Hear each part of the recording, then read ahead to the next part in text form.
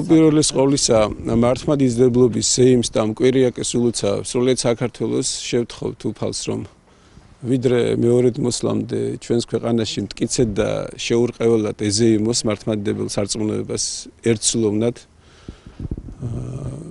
როგორც მოგეხსენებათ წმინდა სინოდის ხდომა ჩანიშნულია ამ კვირას 9 მარტს ხუთშაბათს რა თქმა უნდა მსჯელობა გვექნება ყველა არსებულ საჭიროებათა საკითხებზე და მათ შორის განსაკუთრებულ ყურადღებას დაუთმობთ ბოლო დროს განვითარებულ მოვლენებს და პრობლემებს, რომელმაც თავი იჩინა. Ფიქრობ, რომ მისასალმებელია თუ რჯულის კანონის საეკლესიო სამართლის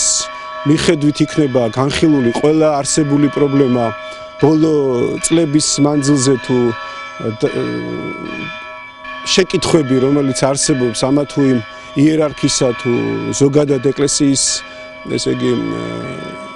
წინაშე მართვა-გამგეობის დებულება საქართველოს მართლმადიდებელ ეკლესიაში არსებული ასევე ვფიქრობთ, რომ საჭიროებს გადახედვას და დახვეწას და ამ საკითხსაც ალბათ შევეხებით ჩემი ვარაუდით. რაც შეეხება ჩემთან მიმართებაში მიმაჩნია, რომ ჩემი განცხადებები, ესე ვთქვათ, ხმაურიანს ვერ უწოდებდი, ეს იყო უსამართლობის მხილება და ხმის ამაღლება, რაც ჩემი როგორც მგდელთავისა ჩავთვალე აუცილებლად მოვალეობად, რამე თუ დაკავებულ დეკანოს გიორგი მამალაძესთან მიმართებაში დარღვეულია უდანაშაულობის პრეზუმპცია და მისი უფლებები ასევე დაკავების დროს რამდენადაც ჩემთვის ცნობილია და ვფიქრობ, რომ ამ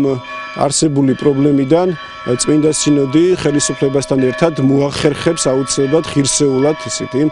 გაართვას თავი და გამოვიდეს და გაეცეს ყველა შეკითხვას პასუხი, რაც არ უნდა მწარე იყოს ის.